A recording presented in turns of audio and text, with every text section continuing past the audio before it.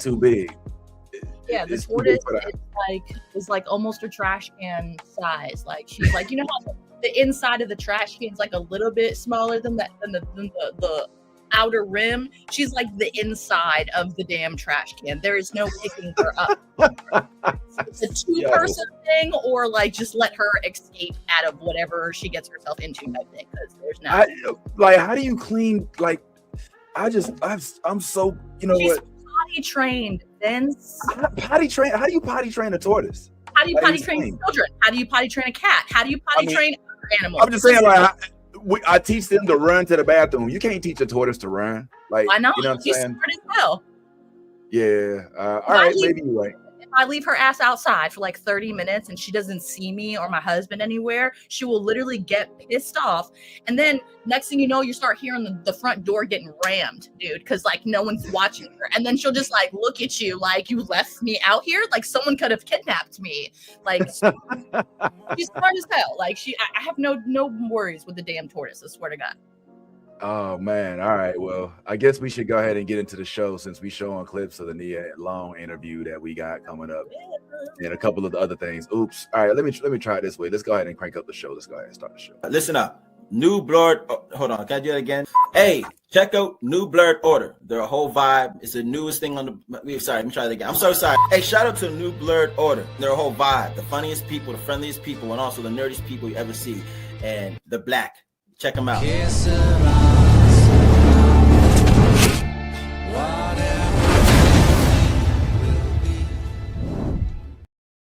All righty. Good morning. Y'all already know what it is. It's your favorite Blurred Click, ready to talk blurred shit. And go ahead, hit that like and subscribe button because we will be chatting today over some of the interviews that we've had in the last few days, some of which you have not seen because they have not been released yet.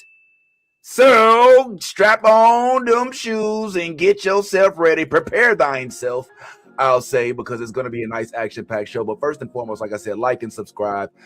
We do, like you see here, have exclusive interviews with not only Miss Nia Long, which we'll get into, who did play a role in the most recently dropped Michael Jackson movie, I think it is. She was in the Michael Jackson movie, and where she played the mother of Michael Jackson. And so we'll talk about that. We also have exclusive interview with none other than R.J. Cyler. Some of you all may recall him from the Power Rangers movie, but in this particular instance, he's talking about the one spoon of chocolate, which was his most recent project with the RZA. So we'll get into that a little bit as well. Not to be outshined by all of these things, your favorite one-eyed man, excuse me, this is more accurate, is back. And he did give us a little bit of an exclusive here as well. And so if you stick around for a little bit, you'll get a chance to see some of our talks with him as we did speak with him a little bit earlier this week. Interview was live, but still, we'll go ahead and get a little bit into that. But for now, let's go ahead and do our proper introductions. I'm your boy, the real Vince Taylor. Shout out to me. I'm here. What's happening? And we've got the homie Yaz in the building, and the homie Bad Ty pulled up in here as well. So we're going to go ahead and get right on into it. But I figured today we'd lead with Nia Long. But before we do say what's up to Nia Long, let's say what's up to the homie Ty. What's going on, Ty? You good, bro? Yeah. Everything came out okay? You all right? Oh, my God. That's how you know we're family right there, dog. Okay. I just know how we get down. You know, we got to make sure everything is come out appropriately. And start my day properly. Yeah, my day don't stop properly if I don't. I gotta start. I start every day with a clean slate, literally. Yeah, I know that's right, man. We gotta look. Staying regular is a priority when you get a little older. You know what I'm saying? And so, and he drinking water, he's hydrating too. Look at that. Yeah. The skin pops. You know what I'm saying? Ty be taking care of himself. He wake up every morning, put the oil on. Know what I'm saying? The vapor verb, all that good stuff. I didn't do that this morning. I'm in my house coat, bro. I didn't even. I came with drawers on, bro. I'm like, like, yeah, it's nothing but draws on under here, yo. So yeah. Whoa.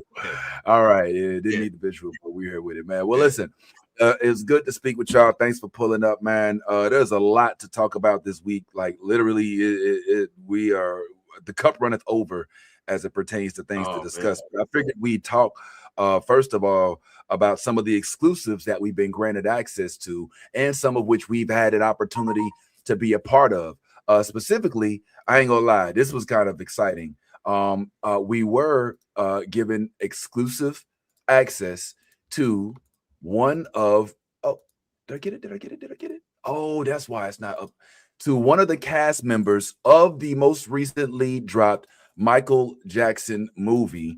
And y'all know I ain't really, saying, I've been getting into fights with people, and I don't mean to get into fights, but I'm just telling, as much as I love Nia Long, I love Michael Jackson, I love all that, but my whole thing was like, I feel like I had seen a lot of Michael Jackson already, so I wasn't really that, like rushing to the movie, but I love me some Nia Long, and that is a reason to see the movie. If I'm being honest, I'm like, oh, I don't see Nia Long now. You know what I'm saying? I ain't got no problem with that. So, as you all know, she does play the role of Miss Jackson, the mother of Michael Jackson, and it almost looks uncanny. Like you can literally look, and they did such a good job of kind of mixing. Now I'm gonna keep it real. This picture came off the internet. This could be I don't know, but even so, you could see the resemblance. You know what I mean? And I do think that this is.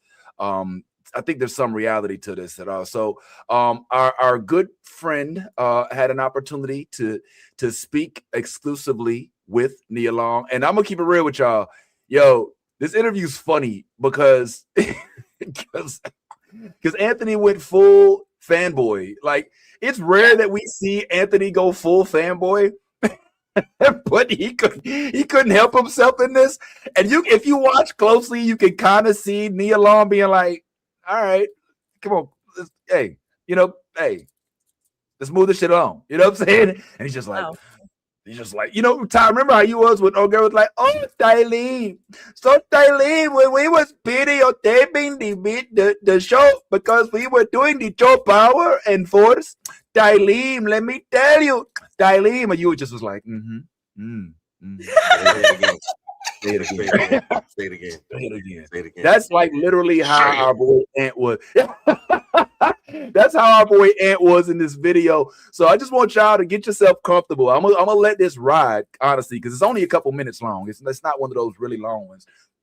But you've seen it here first. This is an exclusive where we get to hear from Miss Nia Long herself as to what all went into the process of playing Mrs. Jackson, how it is that she felt it was necessary to portray her, to make sure that she was not only portraying her in a manner that garnered her respect, but that was somewhat accurate as it pertains to how he had to go, how Michael had to deal with a lot of different adversities that people aren't even necessarily familiar with.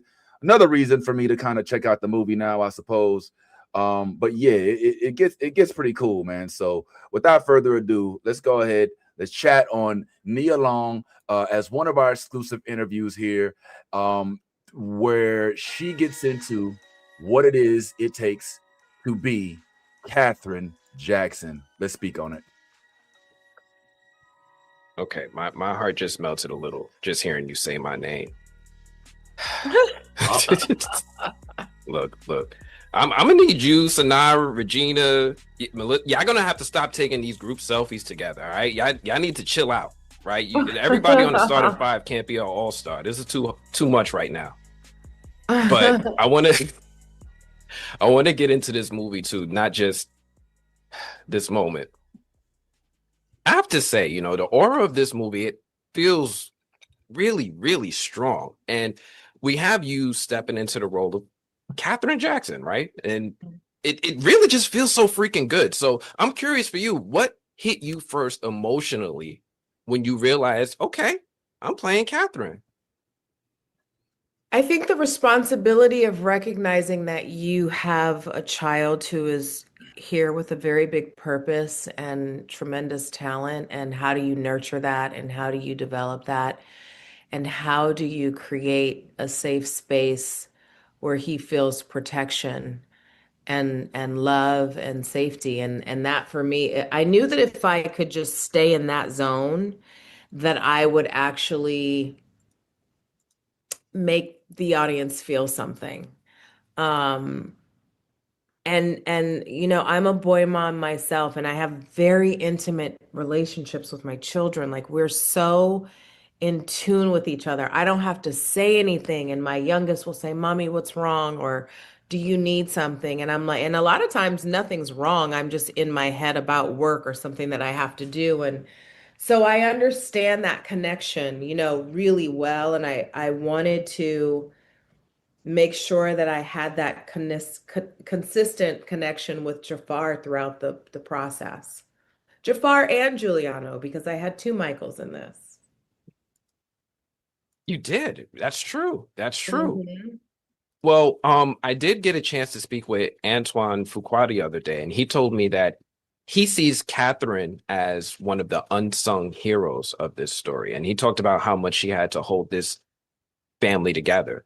Mhm. Um, as you got deeper into the role, what did you come to understand about her influence on Michael and on the family as a whole? Well, listen, the divine feminine energy is capable of doing all things when we have a focus and a purpose. And I think very early on, Catherine understood the assignment. And so grace and patience and being of service and being kind and loving and protective, that was her commitment to her children, to her family, and also to humanity, I believe. And so, um, knowing those things informs the performance. And that's, I just stayed in that zone. I stayed in that zone, and Antoine, you know, would just remind me to trust the process, and that what we were doing was a little bit different maybe than the modern woman. You know, this is a bit of a time period Hmm. where Hmm. women, the role of a woman was a little bit different than maybe it is now.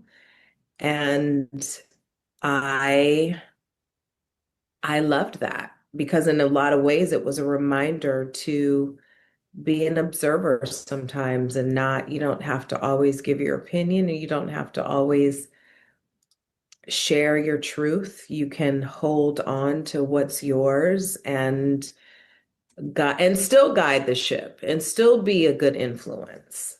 And that's what comes with age. There's a grace that comes with age. There's a patience that comes with age. And I'm learning that.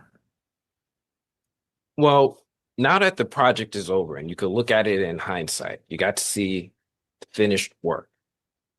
My Yeah. last question, what part of this story do you think is really going to hit audiences the hardest once they finally see the full film?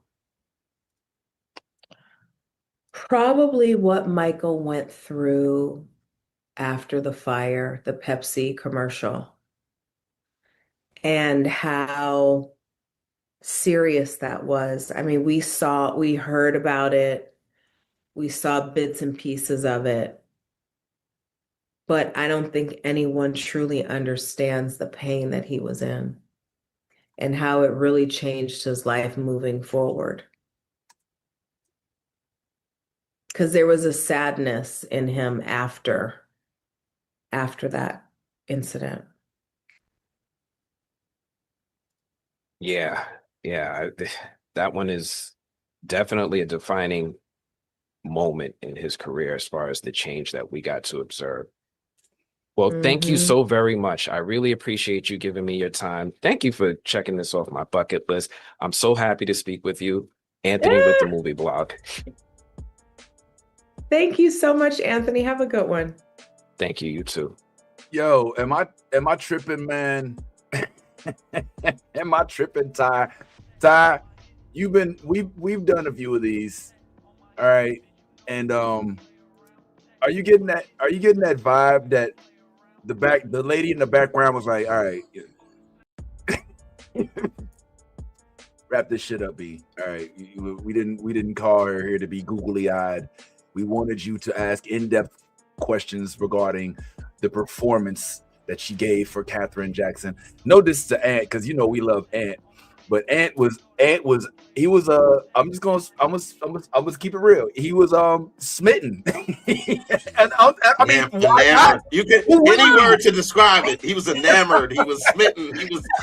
Who wouldn't be? You know what I'm saying? Like I don't think he can do this interview like properly, because I mean it's freaking Nia Long, bro. It's Nia Long. You know, it's Debbie from Friday. You know, I mean, how do you look? I mean, look at Ant. Look at him. I mean, come on, man. I mean, how do you do an interview with Nia Long? You know, this is literally like one of your childhood crushes. You know what I'm saying? Now we know, though. Now we know. Ant's always so cool and like, you know, so calm and collected in all of his fucking interviews and stuff. But Nia Long on the page and Ant's like, yeah, right. Bucket list. Thank you. Like, yeah. He literally.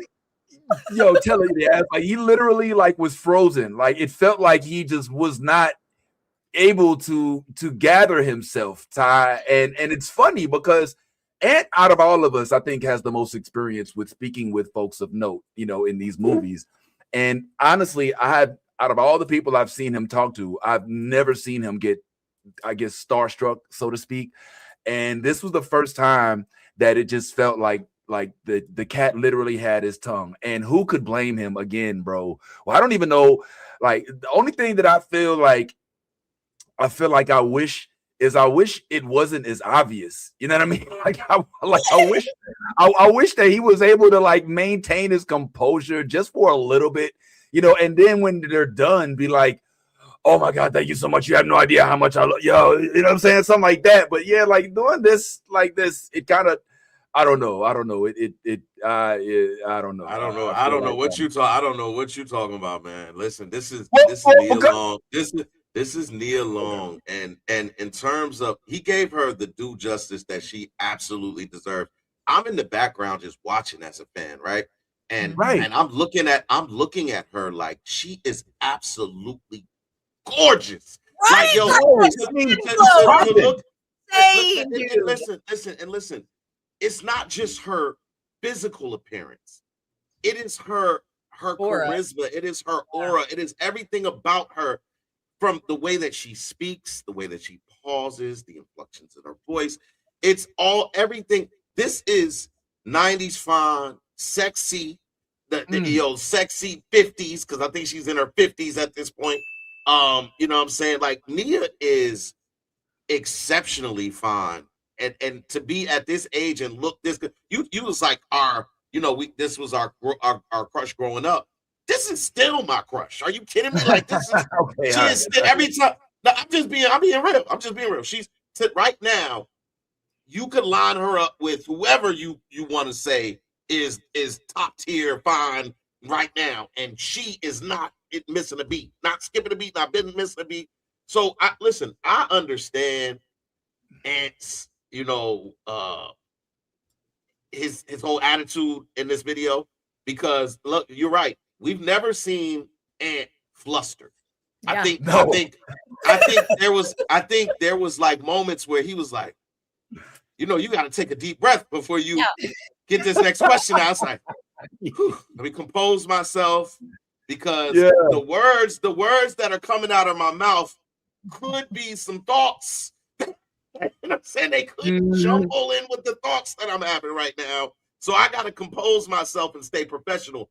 And in typical Ant fashion, his professionalism shines through all the way to the end. He asked his 2 questions, got on through, and kept it 100. Like he Ant is very good at the professionalism aspect. He look, you tell him what he's got to work with, he's gonna use use that and get on through. And he did that. And man, oh man. Oh, he did better than I could have done, because I would have probably been sweating and fanning and look, I might have said something crazy like, Nia, ain't you single these days? Like I might have said, like probably would have. I probably would have. I probably would have. Like, because she's from Newark. She's from home. She's hometown. She's hometown. Yeah. You didn't know that? You didn't know some more and her are sisters, and they're both from Newark, New Jersey. I'm Master Jedi said he survived the interview just about as much as I did. Me and Curry, I'm glad he was able to talk because I couldn't. Yeah. I do. It's weird because I never really get to see them. I wish that they would be in the same. Like I wish that Nia would maybe pull up to some more show and get. I'd love to do like a joint interview with the two of them to see what that's like with all that talent and that beauty in that household. Mom must have been like some sort of moms, man, to have to deal with all that personality and all of that. Like that's crazy, you know what I mean? But yeah, the thing that I thought was funny was I think all right, I'm gonna talk. All right, let me just rewind this a little bit, and I'm gonna kind of just narrate this a little bit if you don't mind. All right. So let's take a walk down my little pathway here. So check it out. So I'm thinking that Ant was a little bit flustered, and at first he could not help himself when he literally saw Nia Long pop up on the screen. And this is when I think I don't want to say he messed up, but this is when she formed an opinion about our boy Ant. Check it. Okay, my heart just melted a little just hearing you say my name. Look. I'm gonna need you, Sanara, Regina. Y'all gonna have to stop taking these group selfies together, all right? Y'all need to chill out, right? Everybody on the starting five can't be an all-star. This is too much right now. It was that moment. I want to. It was that moment. It was that moment where she was like, at this moment, he knew he fucked up. when he said the thing about the selfies, and she was like, and she kind of with the chuckle. Yeah, you saw. Yeah, that moment right there. I was like, she was like, it's kind of like, yes, you could probably speak on this. Women women that are accustomed to being gawked at and catcalled and stuff like that. Eventually, I feel like they develop kind of like. They kind of get desensitized to it, and then at some point they put everybody that's attempting to go that route into the same category. I feel like at the beginning of that conversation, she started to veer that way, only because she don't know our boy Ant ain't nothing like that. You know what I'm saying? But because he led with, "Wow, look at you." You know what I'm saying? Like, "Oh my God, you just said my name. Stop taking selfies." She was kind of like, "Oh, that's what we doing?" Like she didn't get a chance to know like the in-depth, detailed, movie-oriented Ant that we know. And she kind of put him in the same field as like a construction worker who sees her walk by in her boots and is like, hey there, girl. What to do, Rambo? And she just kind of like, yeah, I wouldn't go that far. I feel like more she put him in the category of like, when you're at the mall and you're like walking by and there's those people at the kiosk that are trying to get you to like sign up for some shit or like smell their products or something, and they're like, "Hey, beautiful. Hey, I see you. Come here. Hey, I'm talking to you. Come here, girl. Yeah, you know who you are. Come here, girl." And they start like walking towards you a little bit too, and then you're like, "Oh no, we're not doing this," and then we just like give them a look. That I feel like potentially is the vibes that Nia was feeling, when she was like, yeah. I don't know. I mean, I'm kind of just playing around with Ant a little bit. I'm just roasting him for not being here. I know he's got a busy week. And I knew when he said he won't make it, I was like, "Oh boy, I'm gonna talk about you." I don't think it was that bad, honestly, but you can clearly tell that it is 100% authentic what he was saying. Like, holy, like, yo, Nia Long just said my name. and then she went and said it again at the end. Like she knew what she was doing at that point. Like at that point, you're like, all right, okay, Nia, we get it. You have special superpowers. We get it. You know what I'm saying? But that's pretty dope. I don't know if y'all have had a chance to see the Michael Jackson movie, but now I am, for some reason, I'm so much more interested in seeing the movie than I was before.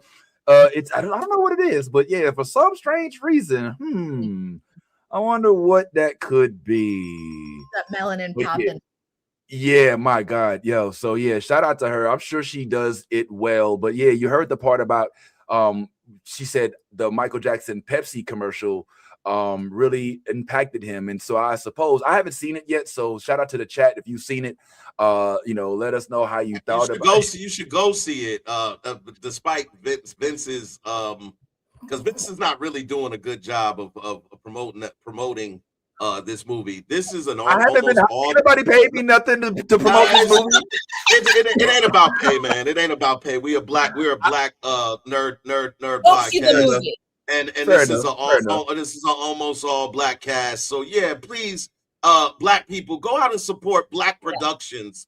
And understand that this is a rare occurrence that doesn't happen all the time. So please go out and let's like we gave the support to Black Panther. Let's give that same support to the Michael movie, despite my brother's nonsensical responses in regards to this. In regards to this movie, I'm not about to let you. At the end of every show, we say, "Be your authentic self." You want me to be fake? I'm not going to be fake. I want you to support. I want us to do what we can do. I was going to see it. No, you said. I don't know. I just now all of a sudden. I will. Crazy, man. No, I'm not going to sit here and lie and act like I was so geeked when I heard about them dropping another Michael Jackson project. I'm not going to sit here and lie and act like it. Like, the overwhelming majority of our community will support it, and I will definitely not shit on it. I'm never going to do that. But I'm not going to. If I start pretending like I like things that I don't, then I start to become inauthentic, and I won't. Now, this I haven't seen the movie. I had no problem with it. I've just and like I said, I got into this argument with my wife about this. Like, she was like, "What are you talking about? What Michael Jackson movie's been out?" I was like, "Yo, I seen the Jackson 5 movie. I seen there's been a couple documentaries." Like, yeah, but it's not a movie. Like, what like Bruce Springsteen just got a movie, and the other guy, the dude from the dude that looks like your man. What you call it? Billy. What is the dude that plays all the instruments? Hugh Jackman plays him, right? You talking about Hugh Jackman? No, the dude from Dune. My man. I'm saying my husband looks like that boy. I swear to fucking God. Yes. He does not look like that boy. Ty. What? Stop. Tell this woman that her man looks like Timothy Chalamet. Yo, and I can't say it no more. I've said it as many times as I can.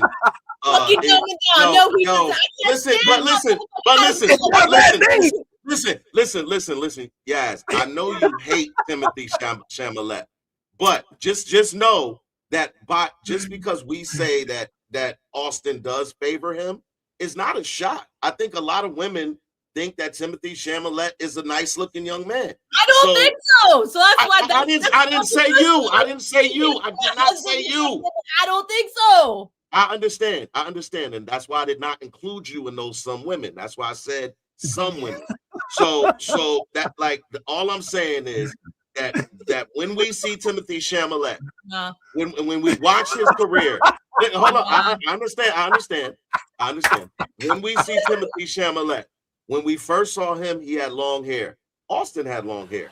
When we see him again, he has short hair. Austin has short hair. It just makes but Austin also it's not.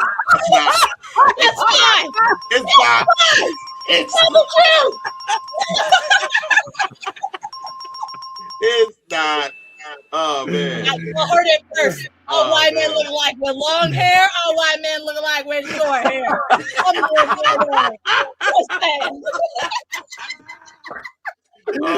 God. Nah, but yeah, man. I just play, but yeah, I mean, the wife was basically like, "Yo, calm that shit down." Michael deserves to have the same type of love that some of them, them older white folks had. Man, why can't I remember the dude name? What? It's not Billy. The unknown. What was his name? Come on, chat. Help me out. Unknown. Bob Dylan. Thank you, Harmony. Thank you, Harmony. Yes. Harmony. All right, Harmony, you get a coupon. He did. For free love. We're giving out free love today, and you just got yourself some. All right, so yeah, I'm good on them. I'm happy for you, Michael, for having another project and for getting the good love and all that. But yeah, man, this is definitely getting a big vote of support for me for Nia Long being in it, because Lord, man, like literally, like look, like she looks the same as she did on Friday. Like how does she not? She looks better. She looks better. Why does she not look a day older? It's almost 30 years later, and she looks the same, if not better. Like you said, Ty. Like how the fuck? How the hell? How did this happen? Routine ASAP. Bro, okay. Well, anyway, this interview will be live soon, but it is not yet. The only way you can see this interview is by coming here to this channel. So thank you for being here. If you are here and you're here for the first time, go ahead and hit that like, subscribe, and do go ahead and throw a comment in there, even if it is just an emoji saying what's up or something like that. Let's go ahead and keep the ball rolling. Let's go ahead. Look at her face, yo. I'm sorry. I can't wait to talk to Ant about this. This is not the last time we're gonna chat on this. Next time Ant is here, we're gonna speak to him about his feelings about how he feels the interview went. He also had an opportunity to speak with Antoine Fuqua, who was one of the, I believe, either the writer, director, all of that of the movie. We may not get into that right now because we're gonna go ahead and keep this moving. Believe it or not, we have more to chat on, because there is another movie that came out not too long ago.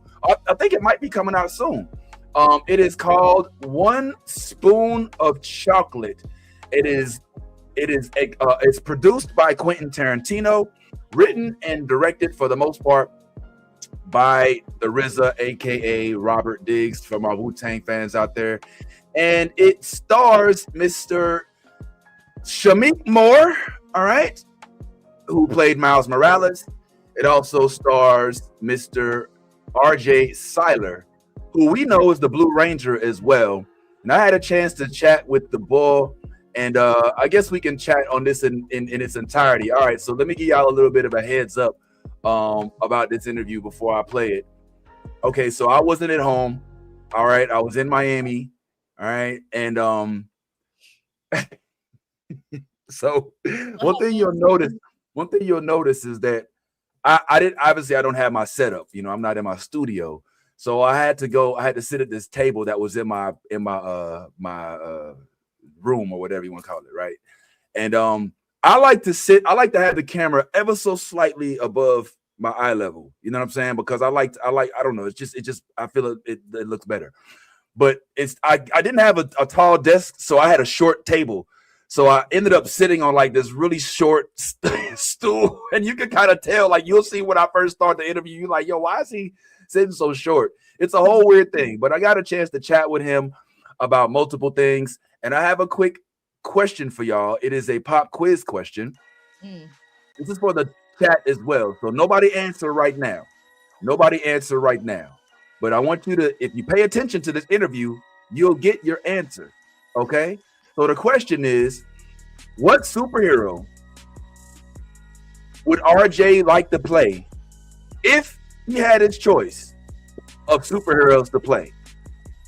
Again, the question is, what superhero would RJ Cyler play? Which would he opt to play if he was given an opportunity? If he could wave a magic wand and wake up in whatever role he wanted, what superhero would he choose to play?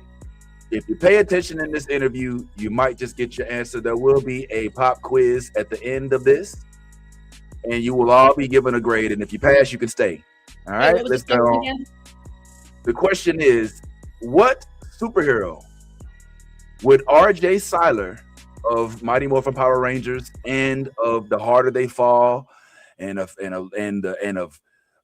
Book of Clarence and a whole bunch of different projects, and now known from One Spoon of Chocolate, what superhero would he want to play if he had an opportunity? Let's find out, and let's also critique my performance in my short little chair here. Yo, bro, man, you look refreshed, man. You look well rested, man. Oiled up, man. We good? You know, I had to wash my face this morning. That was about it. They said my face was gonna be on camera, so I was like, all right, bet.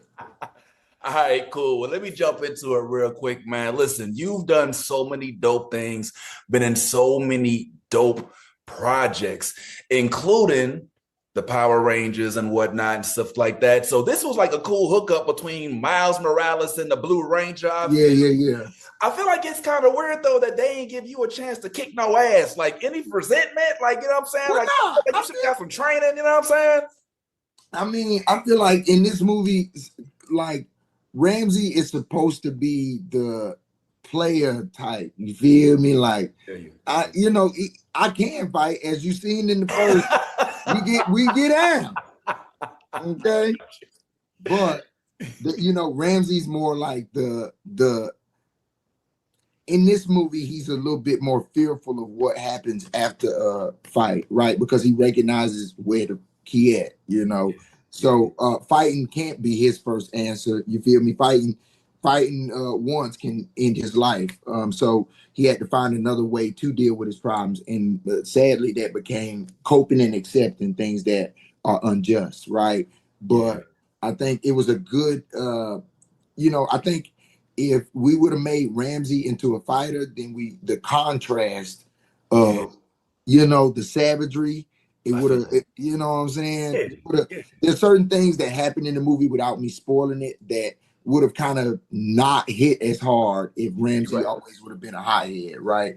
Or we would have seen Ramsey fighting throughout the whole movie. I'm glad that RZA gave not just a different depiction on how we deal with problems, but he put a black dude in a movie that we weren't whooping ass the whole time.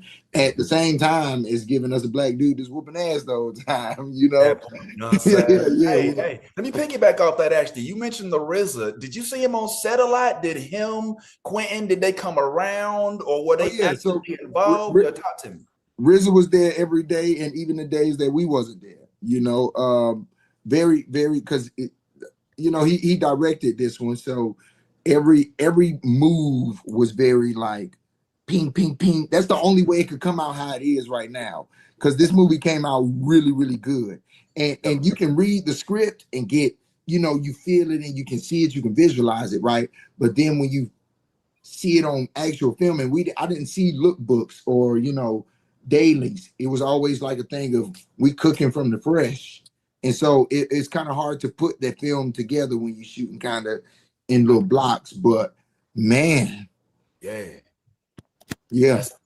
royalty right there. Speaking of which, man, this movie, there's a scene, not to spoil too much, where y'all actually did recite some Wu-Tang Clan lyrics. Was you a fan growing up? Did you have a favorite Wu-Tang Clan member? If not, I don't mean to put you on the spot, but what's up? No, you good. So my favorite Wu-Tang member was Method Man. Now, given I found out about Method Man through How High, but but then I tapped into, and I was like, all right, word. Then Meth came and gave me Redman, then came and gave me the rest of New York, But that's how I came into play with it. But also my dad was a DJ, right? And so he used to like battle DJ, like scratch and stuff like that. So Wu-Tang, Beastie Boys and all of that. We had albums and stuff like that at my crib. Some of them bemmed it and some of them cut, some of them a half album, some, because they battle scratch records. Right. So yeah, I was definitely tapped in a little bit. I know that's right. Well, man, in addition to that, you've done so many, like I said, to get dope projects involving really dope black cast. Harder They Fall. One of my favorites being Book of Clarence. But in this movie, you got to work with Paris Jackson. Yeah. What's the vibes like? Did you talk to her? Did you avoid talking about Michael? Is it like a weird thing? Like, how does that? Oh, no. It's luckily one thing that I think makes Paris so great is that Paris is just Paris as Paris. You feel me? Like and not to say that her father isn't great, right? Because he's Michael, right? But Paris is Paris. Like when Paris is around, or when you're talking to Paris, you only want to hear more about Paris. You feel me? We didn't have conversations about, you know, who her dad was or anything like that. Like we know that's I'm on. You look, come on, boo. You took them good old look, okay? Like this beauty don't come from nowhere, okay? It's like, okay, give her. What else do you know? Nobody would know. It's like if you got lost and caught up on who Paris's father was, you miss out on so much of Paris. And Paris is like a wonder. You feel me? Like we only get a few unicorns on Earth, and she is one. People just feel like, you know. So that was always cool. She's just a normal person, which makes her even that much more drinkable. You know, as a person, like, oh my goodness, I definitely, people have asked me that. You feel me? Especially, you know, the DMs. They be like, "How's Paris? This one, this one." I'm like, "She cool. What? I see. You know, she cool, right?" Did you ask her about her dad? No, I didn't ask Paris about her dad. I asked Paris about Paris. Yeah. That's why I want to know more about Paris. Hey, how's your day going? I'm not about to be like, how's your fight? What are we talking about right now? I got you, man. All right, I'm down to like just a couple more. Yo, this movie is crazy because it says it's based on true events, but it low-key's got some superhero vibes to it if you watch it a certain way. I'm curious, is there a superhero maybe from your past or childhood that you would ever be so eager to play? Like one that comes to mind, the first one that came to your mind, it already came to your mind. Static Shock. Static. I just wanted you to finish the question. I didn't want to be rude and be like, oh, it's just Static, cut you off. But yeah, Static Shock already. I grew my dreadlocks out so there would be a link that they could cut them to what they needed to when they started to film this movie. So whoever sees this, that may be look, RJ Kyler. I co-sign too. All right, last one, man. This movie, it was entertaining, but it was real. You know, like there are so many things, especially as Black Americans, that we can identify with. Is there a specific lesson that you feel that this movie teaches? And if so, what is it? I mean, on the simple scope, right? Sundown Town shouldn't be a thing. Amen. That's the simple scope. Secondly, and this is just for me, right? Throughout the movie, you get to see Unique come back and ground his cousin, right? You get to see Ramsey be grounded, but then you also get to watch Unique be grounded. You know, from the front of the movie, Ramsey gives home, he gives love, he gives everything that he was missing for the last few years. You feel me? Everything that Unique was missing, Ramsey was aware that he was missing that and was able to give it to him. When it came to Unique, he didn't know what Ramsey was missing when it came to standing up for himself, what he was allowing, the thing, you feel me? He was kind of just sitting in this compartment that he was structured to and accepting it. And Unique came to ground him in a space of remembering his power to then get out of that. You feel me? Dig it.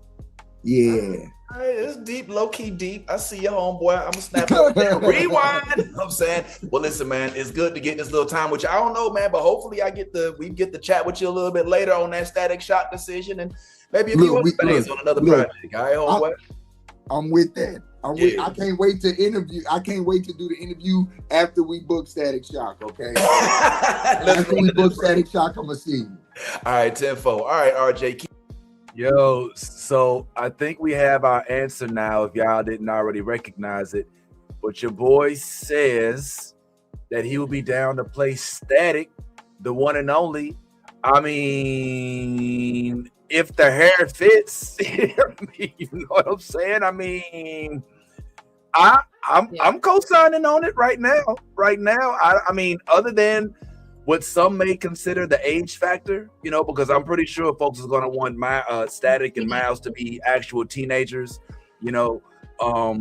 That's the only thing that I think would be a little bit of a roadblock. But other than that, man, I'm here for the Static Shock portrayal. He does look like he does role wise, like, you know what I'm saying? Like my range for my role wise is like it's like almost 10 years younger than I am, up to like you know what I'm saying, like 7 years older than I am for my range for acting. So like, just because of, you know what I'm saying, like roles I can play. Like the other day I did a table read for a 50-year-old Spanish mom. Yo. I killed that shit. I killed look. that shit. Well, it's like with acting, sometimes, you know what I'm saying, like for experience on different things, you have to go out of your age range and character range, you know what I'm saying, to be able to like get into different essence. And I'm not gonna lie, I fucking killed that shit. Like I just went in to just like do it for experience, and I had to speak I had Spanish roles and everything, and I fucking killed it. Like some of the students were like, my film's next year and you're perfect for roles. Can I get your contact information? I was like, yeah, absolutely. I podcast too if you want to check out our podcast. They were like, okay, yeah, I really, really want your contact information. Like, I mean, it's just you play different, you know what I'm saying? Like you wouldn't think what age range you could play, you could possibly like play it. I don't know, it's kind of weird. Acting is different. Nah, I get it. My only thing is like, and me and Ty, we've all kind of gotten into arguments about this a little bit, but my whole thing is like, it's not, I would, again, I'm not saying I don't think he should play it, but I'm thinking just in terms of like the longevity of a project.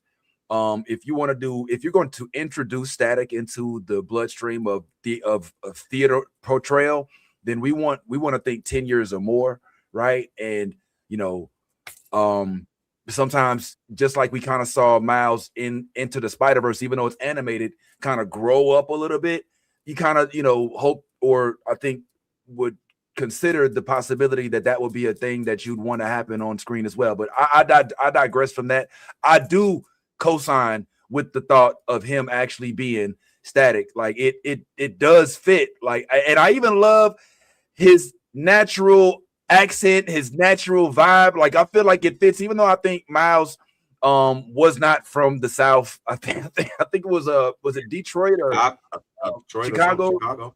Yes. Oh man, we got to Frankie back on there. But yeah, but I'm here for that, and I can't wait to chop that up and put that on Instagram, and you all better like and share it, because that's gonna be one of the next reels coming out. But outside of that, if I'm being honest, like dude's vibes was on point. I like it when they're not like, oh, all right, media day. All right. Who's next? You know what I'm saying? All right, yeah, let's do it. You know, he's kind of like, yeah, I got to do media. Okay, no worries, but we going to have fun with it. You know what I'm saying? We going to be ourselves. We going to chat. We going to deliver a little bit of performance, but we ain't going to be sit back and yeah. Next question. All right, type it in like, hey, man, let's go ahead and tell this dude it's over. Like, I just loved his natural aura. It was welcoming. You know what I mean? And he volunteered a lot of info. And I don't know if y'all caught that last part where he essentially said, look, when I'm going to manifest this, when I get the role of Static Shock, I will be back to talk to you about this. And I thought that was dope as hell. What did y'all gather from his aura, so to speak, or from his vibes off of this interview, if anything? Okay. All right. Well, I saw the Burbs with him in it, and Kiki, like that Kiki Palmer, you know what I'm saying? Like the reenactment of the Burbs, the show. And I actually him in it. Like it was really like their chemistry together was really, really good. Like I enjoyed it. It was hilarious. And him as just like an actor altogether. Like I like watching. I pretty much watch most of what he's been in. So, I mean, I like his vibes as like a person, you know what I'm saying, as an actor as well. And I'm excited to see where his career goes. And hey, can't wait to see him as hopefully Static Shock, or maybe a older version of Static Shock. You know what I'm saying? Like, it's like we can start off young, you see what I'm saying? And then we could like, it's a flashback to when we're young. You see what I mean? Like, you know, high school days. Like Static can't stay in high school forever. Neither can Miles. You know what I'm saying? So like, we have to remember this when we're thinking about these characters as well. We cannot put them in an age category, because we all grow. We all age. We ain't going to be like, you know what I'm saying? I'm not going to be 20 years old forever. I'm not even 20 years old. So you know what I'm saying? I'm just putting that out there. No. Oh, okay. I didn't know. Oh, okay, my bad. By the way, happy belated anniversary, Yaz. I don't know if y'all know, but Yaz recently celebrated her anniversary, which happens to fall on the 20th of April every year. All right. So we tend to forget. I know, but they I wonder why. Yeah. All right, but anyway, you know who I like. You know who I like for All right, I'm not saying Static is not on the dock. I would love to see him as Static, but I also could low key, even though I know he's already been cast, I could see a little Aaron Davis in there too. You know what I'm saying? If they was to take it away from Donald Glover, I could see like a live action Aaron Davis, like Uncle Uncle to Miles Morales, if they did the live action. Now again, I know that they already have Donald Glover playing Aaron Davis in the MCU as of right now, but if they were to switch it out, or if they were to do like the whole multiverse thing, I don't know. I just want to see. I want him to get another opportunity in addition to the Power Rangers role that he had, to play a big time role with a big company that gives them that gives him more visibility, so he can even capitalize on more roles of that sort. But right now he's doing big things, man. And just, I mean, look at this dude's energy, man. I mean, come on, man. Look, he looked high as hell. He looked like he. You can't tell me the dude don't look high, bro. Like he looks a little lit. Hey, he did. Is it brown? What's his eye color? Can you tell? He has eyes. I don't know. Yeah, you can't even really see his pupils. You know what I'm saying? But I like that. I dig it. I'm happy that if he was a little medicated, then I hope that it worked for him and made his day less stressful. Because that's how it should be. That's just what I feel about it, man. But just to go ahead, Ty. I was just gonna say that during the interview, before he kind of let us know that Static Shock was who he would, who he aspired to play. I saw Static Shock. Like when I looked at him, in the private chat, I put it out there. When I was looking at him, I see Static Shock. Yeah. Like he embodies Static Shock. So to Yaz's point, I don't think age has anything to do with this. Like nope. will have anything to do with it, because if I'm not mistaken, doesn't he play a team in this One Spoon of Chocolate? Isn't he go like? Aren't the Power Rangers teenagers kind of? But whatever the case may be, because I think sometimes when you say teen, people immediately think 15, 16, but 18 is also 19 is also teen as well. Yep.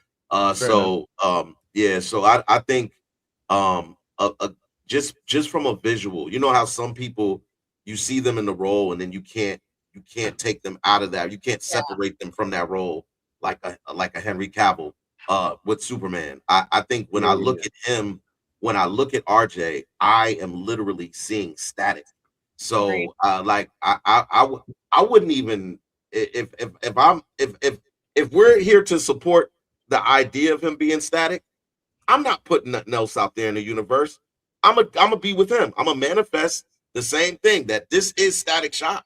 He's main character energy, no side character energy. Don't make him the uncle. That's side character energy. Make him the main character. And Static Shock to me is RJ Cyler.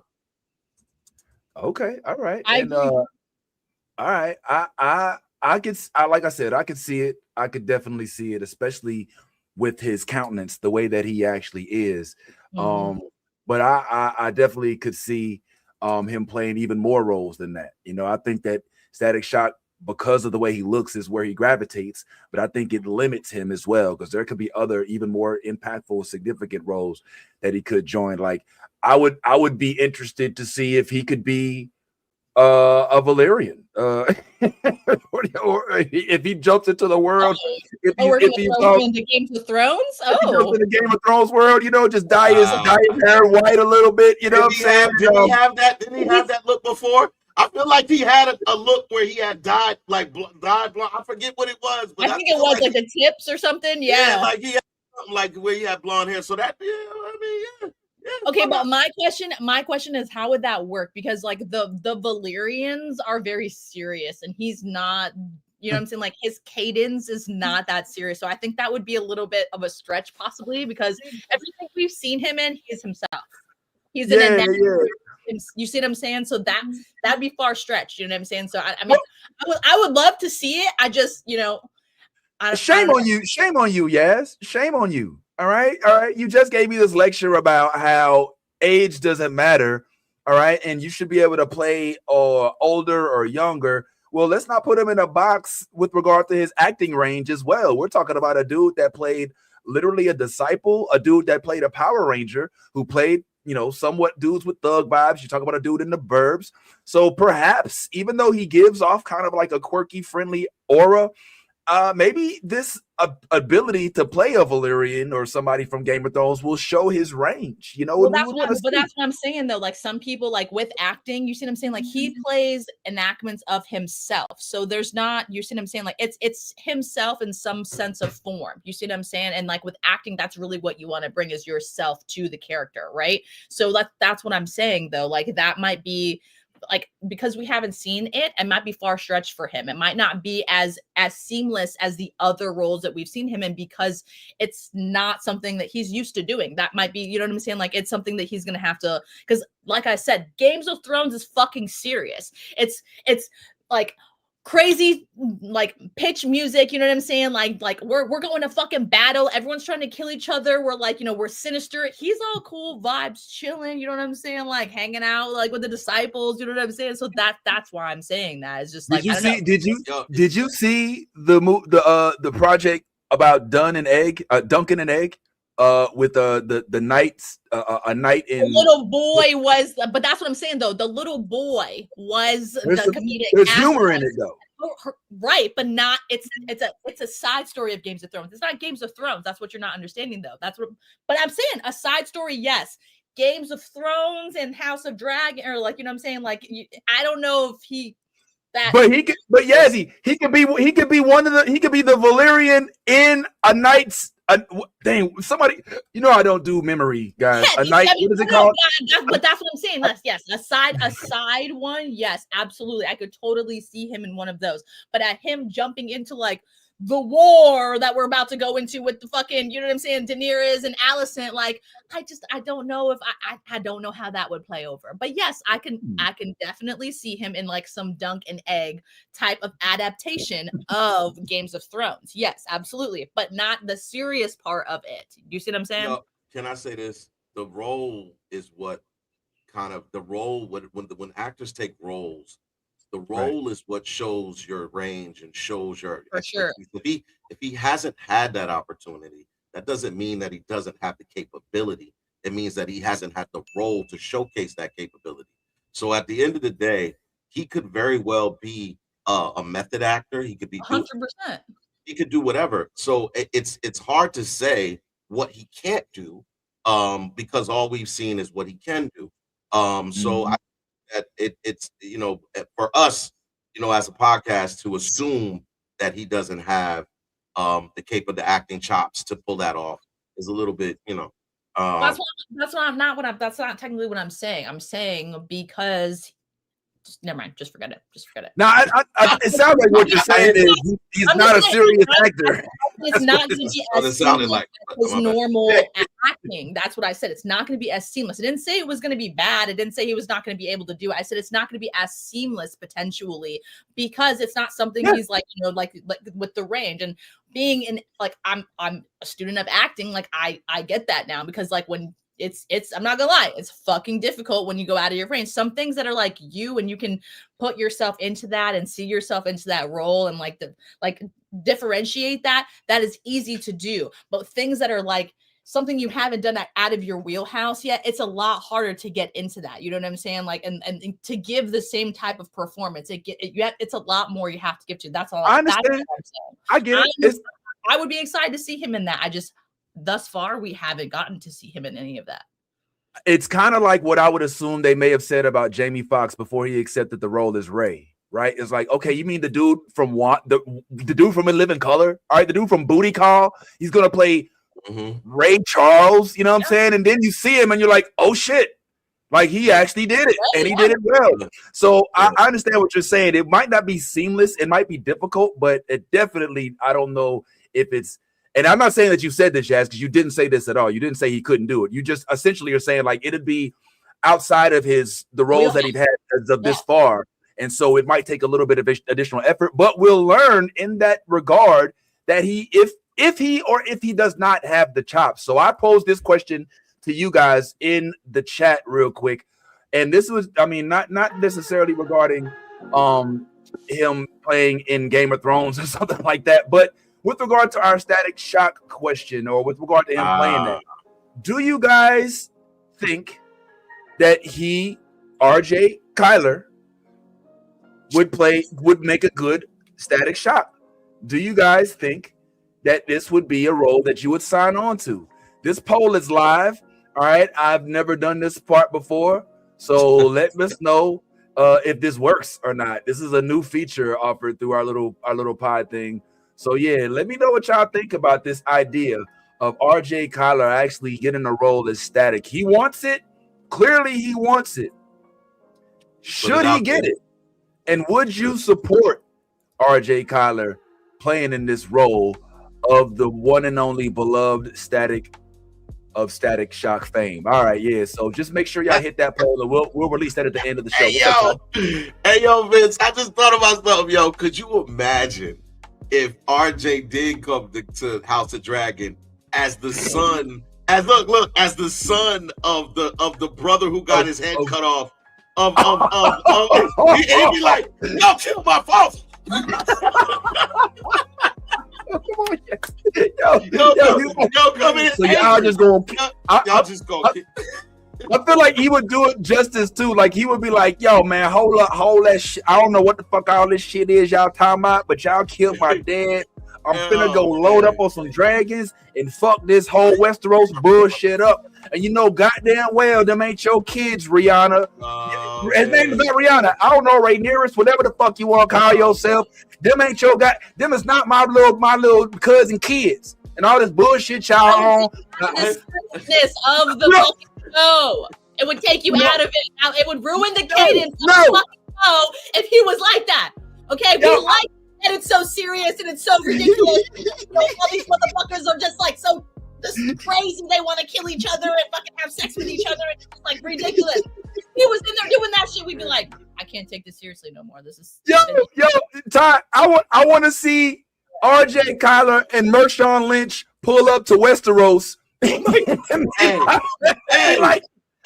man, y'all got some of that deity out here, man. Hey, where the blood at, cuz? Where the blood at, cuz? Hey, where y'all grow the blood at off in Westeros, homie? You know what I'm saying?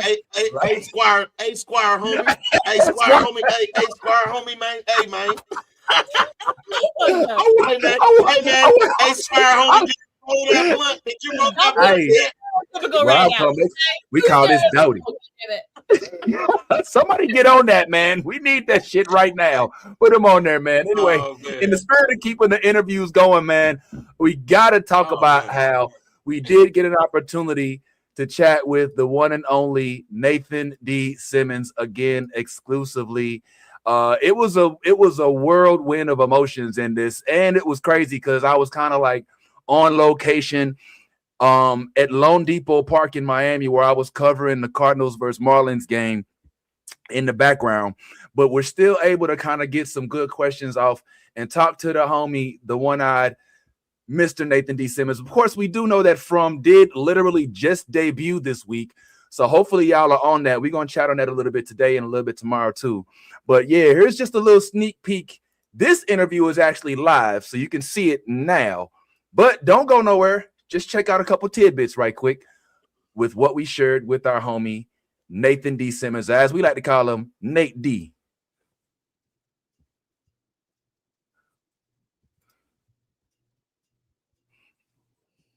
A character like Julia.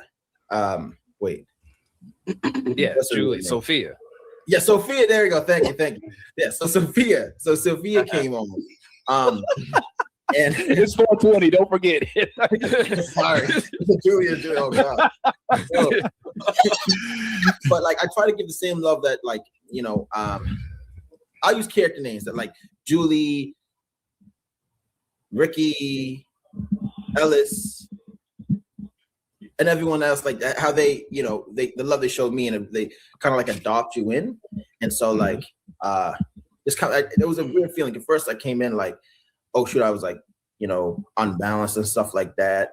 I felt like a giant because I was just working here as a crew, and now I'm part of the cast. On top of that, and then now I felt like almost like weird enough, like a senior, or like lack of a better word, like a big brother, or no, wait, like a mentor type figure. For myself, I felt that, I kind of felt that like I had that duty, to make new people feel comfortable and like encourage them and stuff. But I didn't have to because Sophia, Julie, is an incredible actor, like very, very talented. I can't wait for you to see the stuff she does. Like she's like creme de la creme. But yeah, it feels good. It feels good to be the person that's like seasoned and knows how the machine runs, and like trying to be a support to people that need it. It was fun. It was fun. Yeah. I guess, am I up? Yeah. All right. So obviously, Mr. Nathan D. Simmons, or Elgin, or E. Fury, as I like to call him, of the Marvel universe. That's good. So this season, we were all interested to see how you pulled up, and you sure did pull up. You got one hand like the fugitive, you got one eye like a pirate, and I'm just curious, like now that you have to come in with one eye, there's probably a whole makeup process, right? You got to get there a little earlier, and you got to go through the makeup. So talk to us about the difference in coming in this season. How long is the makeup process? Not only putting it on, but also taking it off. Oh man, I think I even tell John. I said, "Hey John, I got a great idea. What if Elgin's eye grows back? Because it takes so long to like." Yeah. The first thing was I like it.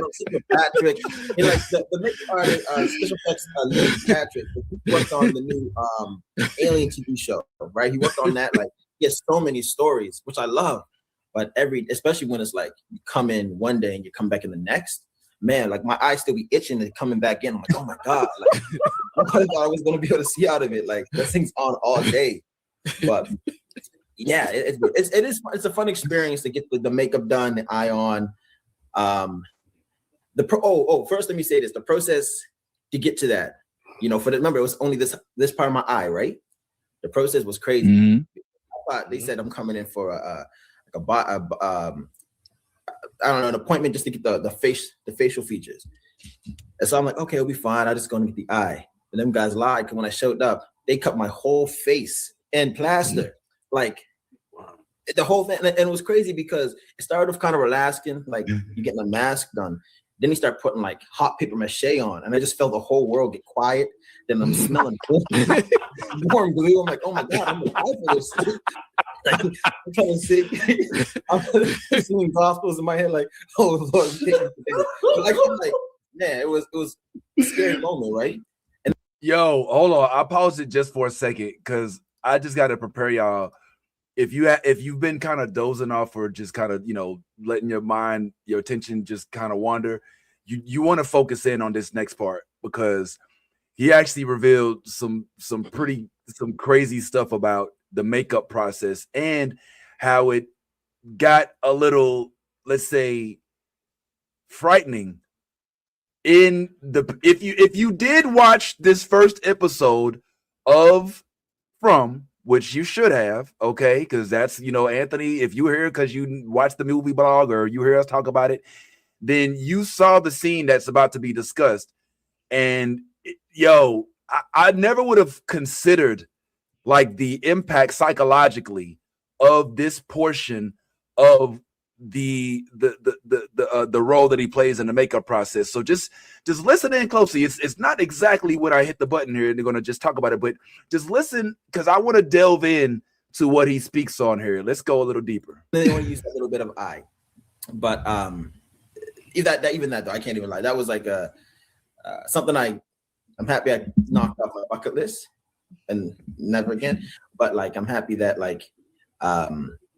I get to experience that. Long with that, I know I'm talking too much, so you guys can just wait. I'm sorry. No, one day. No, bro. You said no, man. Mr. Wood-Eye, man. Keep your so are we talking 15 minutes, 30 minutes, 2 hours? How long you gotta sit in the chair? Oh, I sit in the chair for like at first it was like 2 hours, and then they got quicker at it, so that turned to like 2 hours. 45 minutes, yeah. Because they put it on, and they gotta paint it and match my skin tone.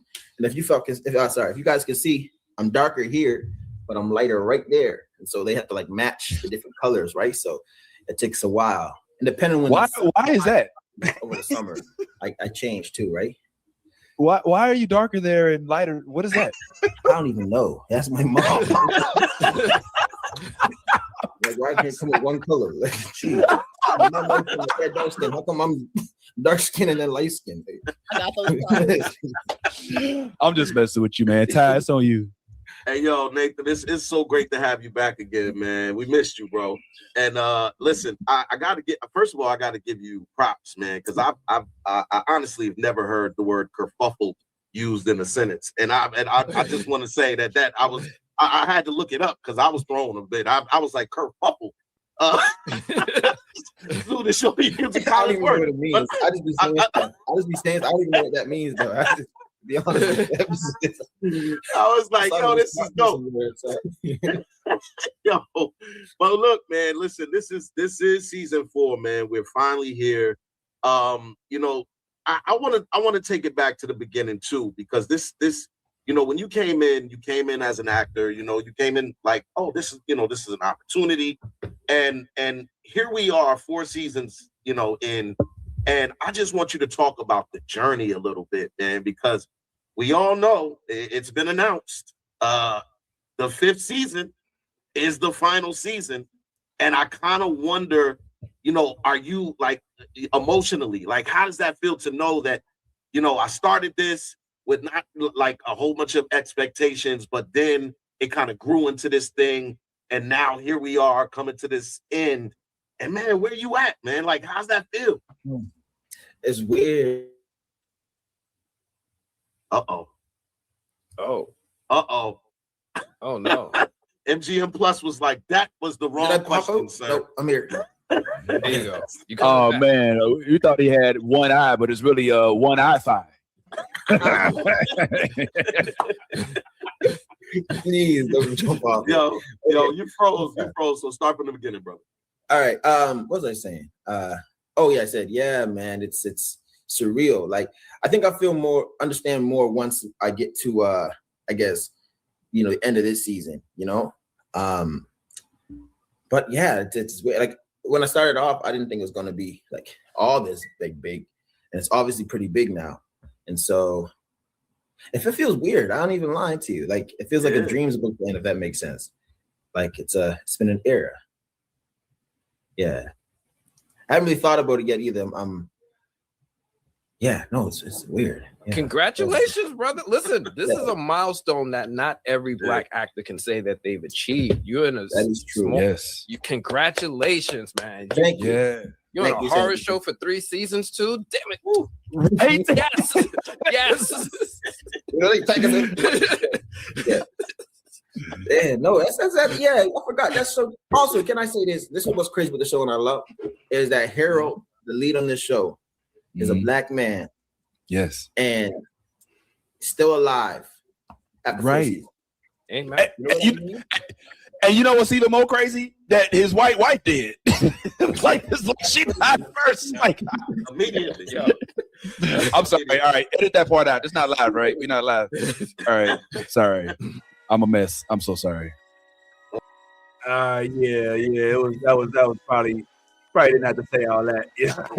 But yeah, man. And that wasn't even the part that I was talking about, if I'm being honest, where essentially there's and it's probably better that it didn't show. So if you really want to see what I was talking about, then you're going to want to go to the actual interview, which is live right now on the movie blog. Of course, don't leave this very moment to go see it. But after the show, if you are still up to checking it out, I would go check it out, because he does give some in detail description of what it was like to go through one of the scenes that he was in from. I'm not going to spoil it, even though it has been almost 6 days since it aired. But he speaks about it and the level of complexity that goes into not only putting on all of the makeup and the what do they call that stuff, the prosthetics and all that stuff, but also keeping it on while they're messing with it on set. So these are some things that you'll hear exclusively nowhere else. So make sure y'all tap on in for that. And I hope y'all have enjoyed some of the content we just gave y'all with regard to our exclusive interviews with Nia Long, of course. Yes, who's playing Katherine Jackson, and RJ Cyler, of course, from One Spoon of Chocolate, and obviously the homie Nathan D Simmons, Nate D, from fame and other projects. And believe it or not, I might actually see him at a Blue Jays game this August. We're putting it together right now, so look out for that. Now, in addition to these folks, be on the lookout for our upcoming interviews with some of our return guests, such as Mr. Jeremy Isaiah Earl, who is killing it right now on Daredevil. For those of y'all that ain't watching, you need to. And Mr. Carl Jones and Love Jones, which will be on actually in just a few weeks. Just confirmed it. So we will be having our favorite, some of our favorites coming back. And it's always good to speak to Carl, and Love was a great addition last time too. She just all smiles, and she just is almost as I want to, well, you know what I was going to say, almost almost as informative as Carl with regard, because Carl be like I would say Love is a no. Yeah, Carl's a little maybe too. Carl's like, man, we signed contracts. She's like, okay, well, you'll see it. Yeah. So we got all that going on. So appreciate y'all. Now we're gonna go ahead and get into what we also do here, which is wrap up a few things.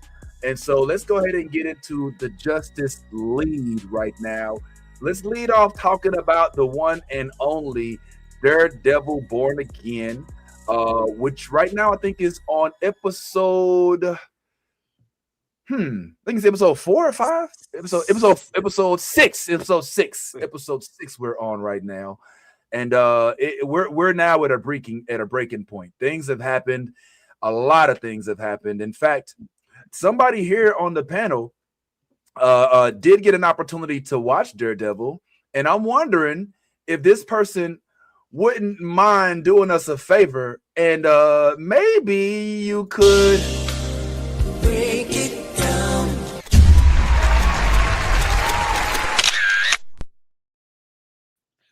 All right, y'all. Woo! Daredevil Born Again, episode 6. Here is the breakdown. All right, so we get right into it, and oh God, Vanessa, she died. Oh, poor Wilson. Oh, the mayor's wife. That bitch is stone cold dead. Thank God. Okay. I'm not gonna lie. This was a death I was like celebrating. I was like, she's still alive. How? If you didn't watch the previous episode, she got glass to the temple because Bullseye was out to get Fisk, and he was like, you know what? Fuck you, Fisk. That's your prize. She's your fucking your thing you worship. I'm gonna try and go for this bitch. And he takes a glass statue and fucking throws it at her. And what does Mr. Fisk do? He fucking backhands that shit away from her, and it shatters into a million fucking pieces. And guess what happened? Just the right size piece went right into this bitch's temple. Oh my God. It was pretty bad. So the mayor's wife is dead. Vanessa's gone. Of course, Mr. Fisk is in this kind of, state of just despair. He is just like, he doesn't know what to do with himself. And the doctor, what does he do? He comes in and consults him and tells him this is a one-time love. And these kind of love, it doesn't die with death. It lives on forever. And you should be very, very grateful you got to experience this beautiful love with your wife. Well, Wilson's reaction is, okay, fuck you. I'm going to crush you. So two people dead in one bed. So then, of course, Buck comes in, cleans up the mess, and then, we go on. Fisk is in all kinds of disarray, and he's already on this crazy war path with this man named Charles that we know as Shaggy, and I'm just saying he is crazy. Okay, these they're into some shit right now. Okay, there's a war going on. Fisk is supposed to be supplying the guns. He's not supplying the guns because he's trying to hide from Daredevil and save his empire and be like, I am the good mayor.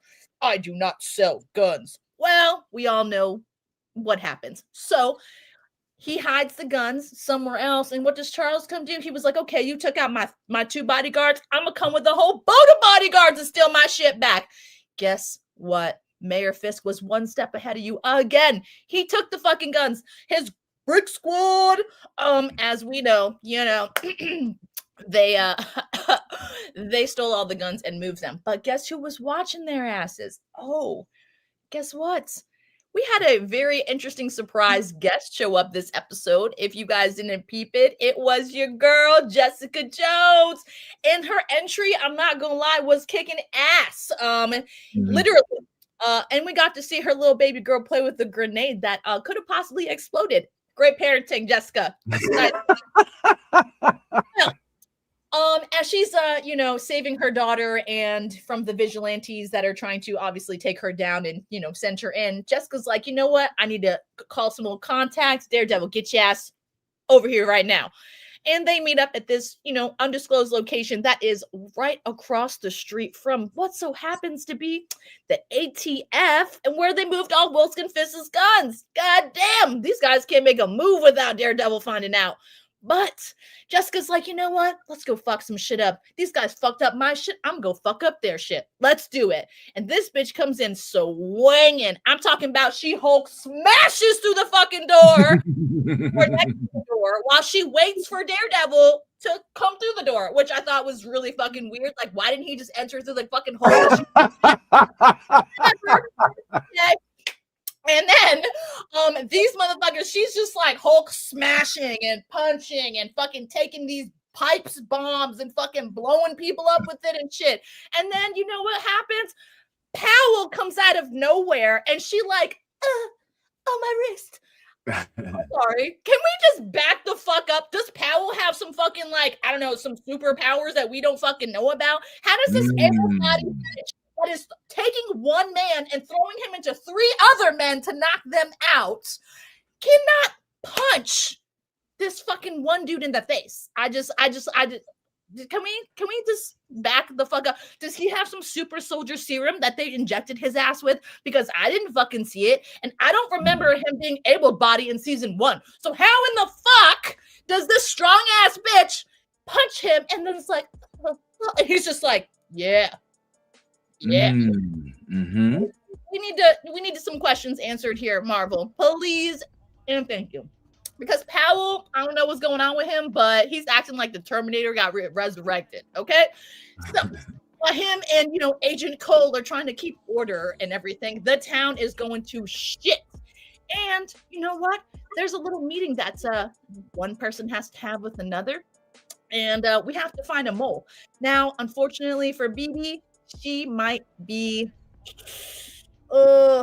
have got and her little surprise on her whole BB report and everything. Unfortunately, hanging out with your little boyfriend Daniel, he caught your ass red-handed, and we're gonna figure out how she's gonna get out of that one. I can't wait to see, because Officer Buck is onto her ass, and he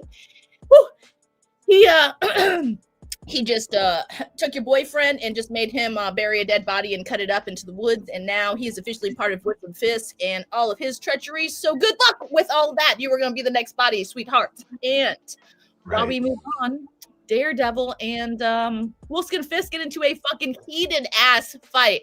And I'm talking about so heated that fucking Fisk punches the damn side of the wall and it's like, ah!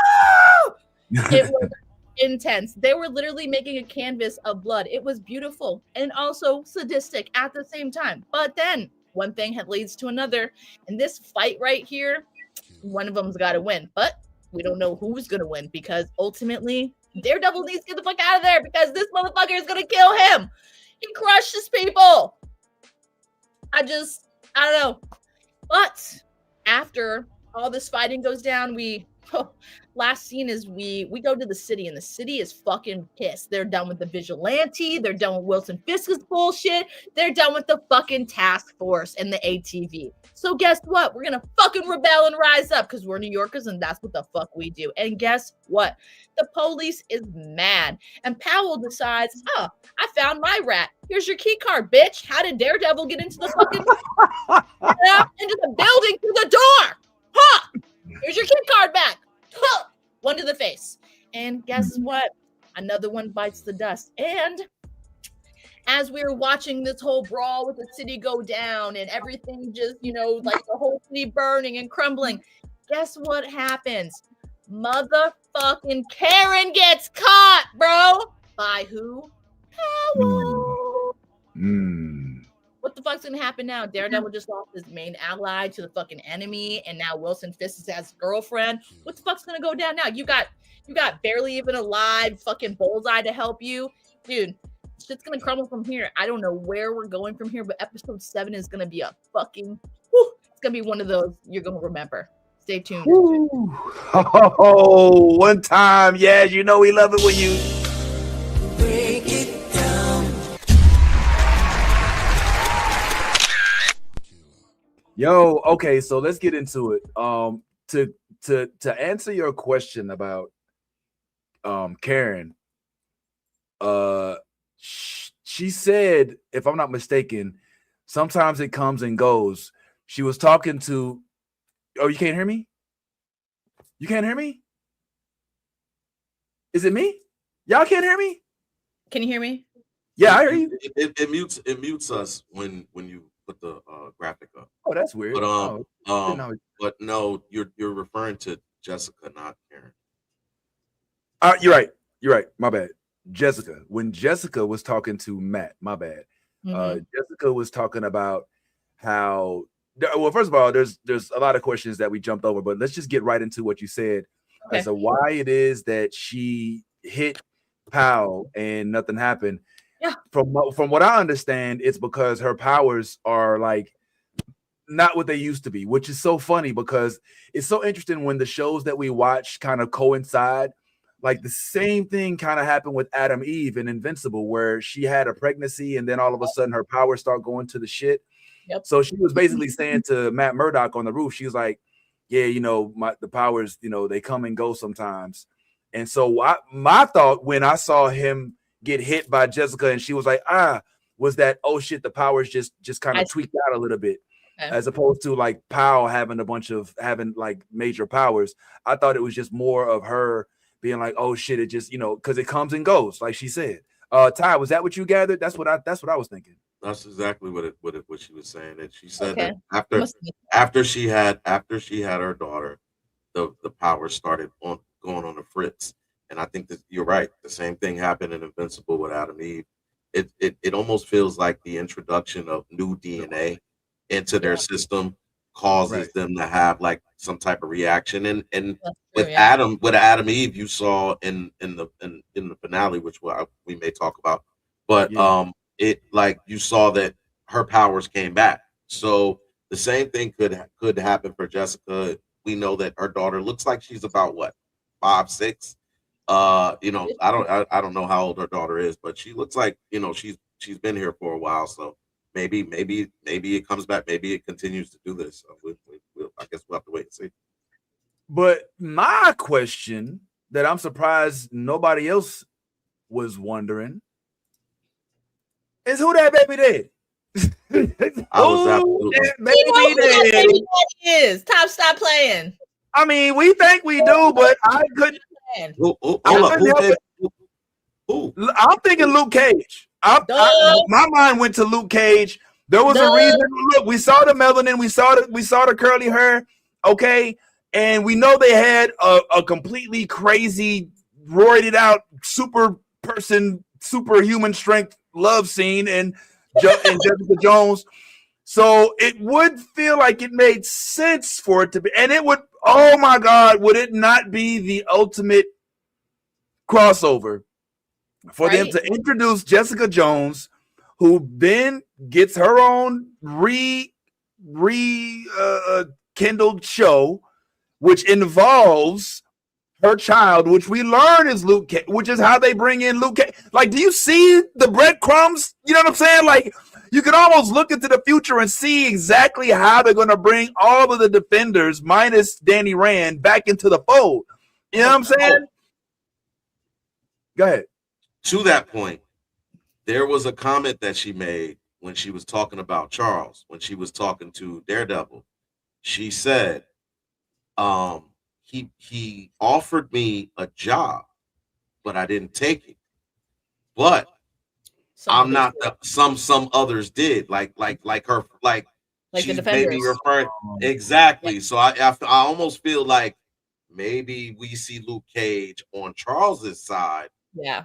You know what I'm saying? Which would be because that is coming. That is definitely coming. You stole these guns from the U.S. government, which is represented by Charles. Charles is the big swinging dick in the room. Everywhere he goes, he came up to the governor and was like, the little fish doesn't give the big fish.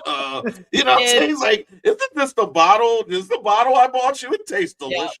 Like he's like he's the whenever he tried to do the same thing to Kingpin, and Kingpin had Buck kill his people. Like, look, you got me.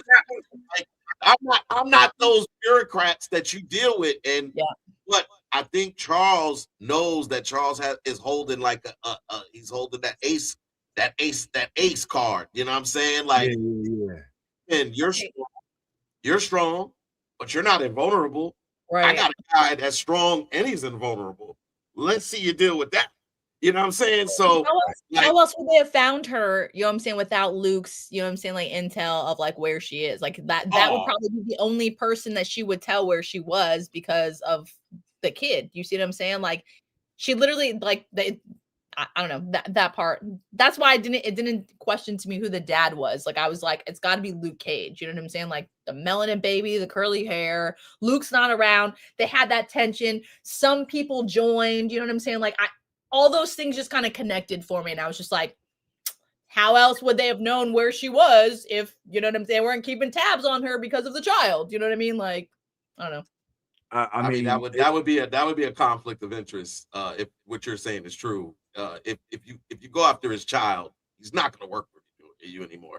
So I don't. And they were. And it's the government, Ty. I hear you. I hear you, Yaz. While they're telling you what you want to hear, okay? It's the government. I 100% hear you, but that would be that would be the biggest conflict of interest.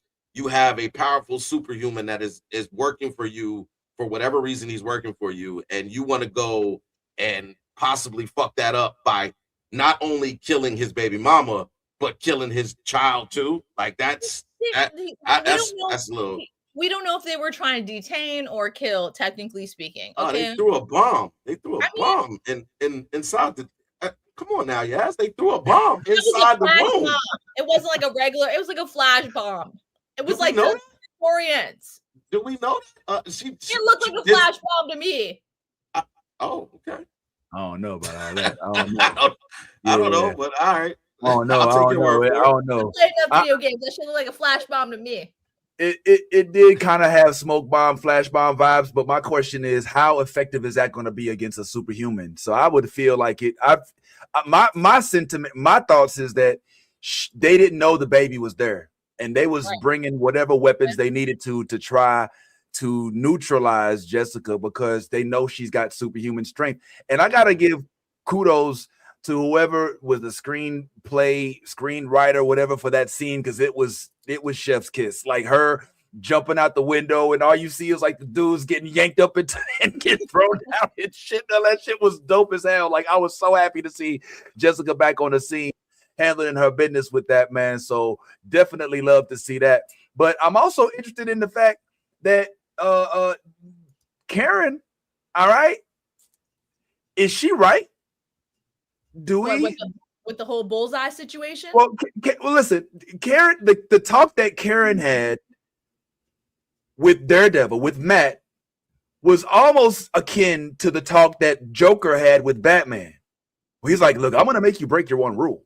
you got one rule, and you won't go past that rule. and like she's like, look, enough of the bullshit. All right. The reason why people are dying is because you refuse to kill the motherfucker that's killing everybody. How about we just kill the mother? Let's chop off the head of the snake. You know, with this bullshit dilly dathering, if you had handled business a long time ago, Foggy would still be here. We wouldn't be having this conversation. I'm over it. And she's like, and Matt's like, oh, what's happened to you? She's like, I grew up. All right. We live in the real world. Okay. We're trying to fight fire with slingshots and shit. And that's not working for us. My question is, do y'all agree before we bring in my dog down here?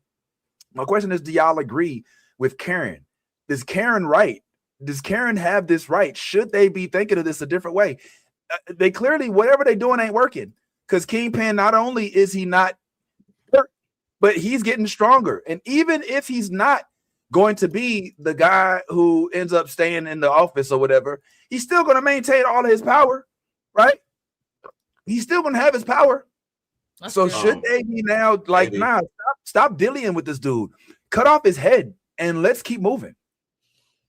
I would say no, she's not right, because the version of Bullseye that killed Foggy was a manipulated version of Bullseye, which is what they've been kind of showing. For sure. And even what he said to Karen, he said Foggy was not, it wasn't anything personal. This was something that Vanessa basically told me, look, you can get your freedom, but you have to do this in order to do it. And let's not mix things. Like Bullseye was an assassin. Like he was a hired assassin. So this is business for him. This is not, as much as we all understand the relationship that Foggy and Karen and Matt have. This was not something that he didn't go and just say, I hate Foggy, I'm gonna go kill him and whatever. That wasn't what the case with this was.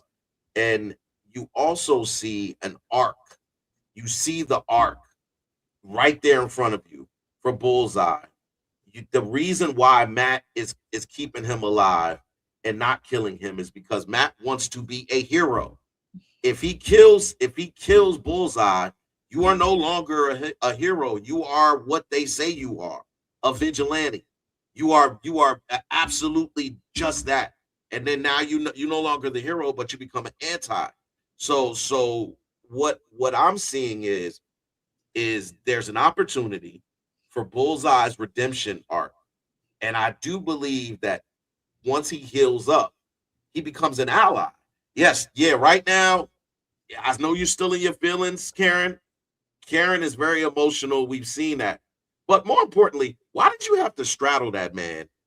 Just to put, because I'm like, I had a little bit of concern there. I was like, aren't you with Matt? And I'm like, yo, you kind of, Karen starting to give me some hot girl vibes. Like you was messing with Frank. You were flirting with Frank. You was flirting with Frank. You're messing with Matt. You're straddling Bullseye. He's sizing him up. Like I hear you, but I'm just like that. Like that seemed inappropriate in that moment. No, like, she was sizing him up, like you said. She was sizing him up. She was like, "Okay, I know what Matt's got. Let's see. Is this gonna arouse you real quick? I'm gonna kill your ass, motherfucker." And he was just like, "Do it." Yeah, it was hot. It was very hot. Yeah, I was like, I was like, are you going to kill him or kiss him? She was aroused. She wanted to see if he was going to be aroused by her threats. You know what I'm saying? So that's what that was. Okay. Yeah, he perked up. And then she was like, "Oh, you ain't got nothing. I'm out." He perked up. And he was like, "Thank you." Yo, wildin', yo. Nah, man. You go a little hard with that. But yeah, man. I definitely think that I'm a little bit more on Karen's side in this regard. All right. What WWFD, what would Frank do? Okay. Frank Castle is not about to chain this dude up. Frank Castle is not about to, oh no, we have to be better than them. And no, it's like, no, he should die. Remember when he was walking past Cole North in the first season? He was like, oh, what, like this motherfucker ran? Yeah, like that was, you know what I'm saying? Like, Frank ain't about that bullshit. So when Frank come around, you think he's gonna be like, no, Karen, we have to be. Frank will be like, no, yes, show me his head so I can pop it. You know what I'm saying? And so I'm starting to lean towards that. But needless to say, one thing I think we can all agree on without any question is that the transition to Disney for Daredevil has been an utter success. It is not bleeding. It is not lacking in blood. It's not lacking in coarse words, language, and adult situations. It is the Daredevil that we had on Netflix. And it's now about to lead into Jessica Jones, possibly Luke Cage, and maybe even a different version of Iron Fist. And who knows, maybe even more, like some White Tiger stuff. Don't bring that shit back. No, because the old girl's going to play Iron Fist. The girl that she took over for him in the last season. Are you sure? I'm almost certain. I don't think it's going to be Danny Rand. They're not going to bring Danny back, bro. Let's not speculate, okay? Because the Defenders was one of those, you know what I'm saying? Like, yes, and we already know though, okay, that Elektra, Daredevil, and Jessica Jones and Luke Cage from the Defenders are successful. So those may be back on the docket. But Iron Fist, let's not jump ahead. Look, don't sleep on Iron Fist. Let's not jump ahead. The character himself, even though I'm not really a Danny Rand fan, but the character himself in the comics is a lot more exciting than this. I mean, when he gets to fly and all of that stuff with the dragon, I just think that they didn't do a good job of bringing it to the screen. But if they make that young Asian girl into the Iron Fist and they actually give Iron Fist the full force of the powers that he's supposed to have, or she, or whatever, then I think we're in for a treat. But we'll chat on that another day. Let's go ahead. I wanted to move forward a little. Can I just put this out there? It does say that reports suggest that Finn Jones is returning as Iron Fist, Danny Rand in the Marvel Cinematic Universe, with his comeback anticipated to be set up in Daredevil Born Again Season 2 and further appearances likely in Season 3 alongside other Defender characters. He may also appear in Disney Plus series. Well, they said Eyes of Wakanda, so I don't know. But yeah, it is. I saw multiple reports that he could be coming back as Iron Fist. I hope that's fake news. I hope it's fake news because What's the source, Ty? It's gonna be good. It's gonna be just like all of like the random side shows that we've had that like people just didn't watch. I don't know. This one is from Reddit. This one is from This one is. It says Iron Fist is officially returning. Lord. All right, that's enough. Don't it's all right, man. We believe you. We believe you. Let's go ahead and move on to another subject real quick before we start to run too far out of time. Did want to chat a little bit of Invincible. My man, did you talk Invincible? Did you watch Invincible, sir? Got to bring you in.